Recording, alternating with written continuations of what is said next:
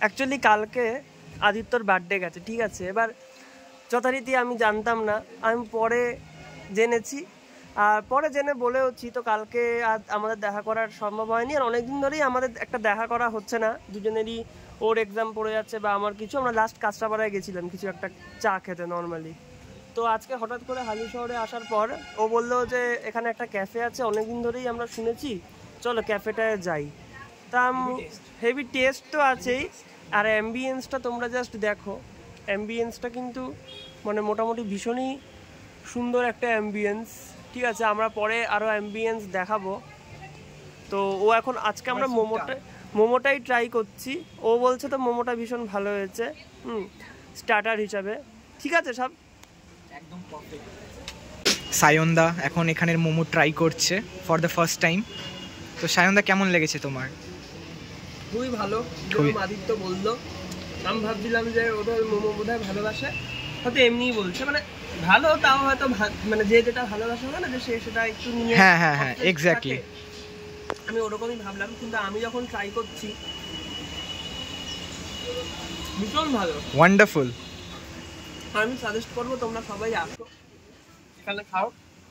আচ্ছা, ঝালটা আছে, ঝালটার জন্য আরো টেস্ট লাগছে, মানে ঝাল ঝাল ব্যাপার আছে, কিন্তু বেশি আবার ঝাল লাগবে না, মানে এটা ঠিক আমি বোঝাতে পারছি না, ঠিক আছে। তো সায়নদার লোকেশনটা বলে দিন একটু।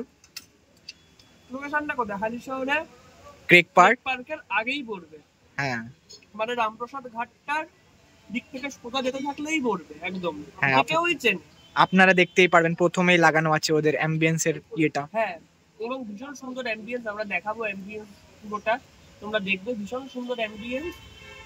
তোমরা অনেকক্ষণ গল্প করতে পারবে, আর রিজনেবল মেনুই আছে, মানে এমন কোনো অসুবিধা হবে না, খুব কস্টলি কিছু না, আপনাদের সামর্থ্যের মধ্যেই আপনারা খেতে পারবেন, আর অনেকক্ষণ ধরে আড্ডা গল্প এক্স্যাক্টলি আপনারা মোটামুটি এক্স্যাক্টলি ঠিক আছে। তাহলে এখন তো খাওয়া হয়ে গেছে, ঝোলটা খাচ্ছি। ঝোলটা অনেকটা ছিল, তো খেলি না ঝোলটা, না অনেকটাই খেলাম আমি, তুমি খাবে। তো এটা হচ্ছে ক্যাফের চারপাশটা, দেখতেই পাচ্ছি কতটা সুন্দর একটা মনোরম জায়গা, এবং অবশ্যই একটা ভালো সন্ধ্যা কাটানোর জন্য তোমরা কিন্তু এখানে আসতেই পারো। আর এই জায়গাটা দেখতে পাচ্ছ কত সুন্দর, ক্যাফের নাম লেখা রয়েছে, এবং এখানটা তোমরা ছবিও কিন্তু তুলতে পারবে।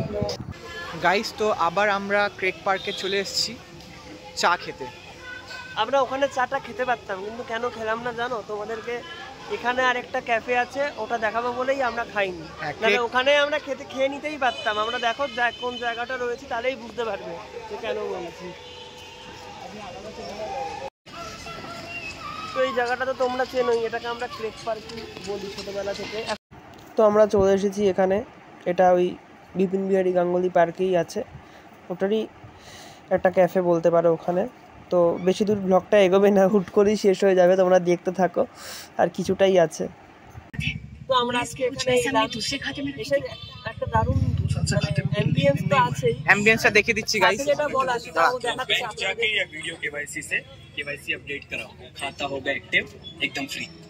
মানে এখন তো অ্যাডভার্টাইজ চলছে, রীতিমতো ম্যাচ হচ্ছে, एडमिशन कराने आता हुआ एक्टिव आरटीआई कहता है जानकार करके सतर्क रहिए। অ্যাম্বিয়েন্স এর জন্য একটা হালকা হাওয়া আছে,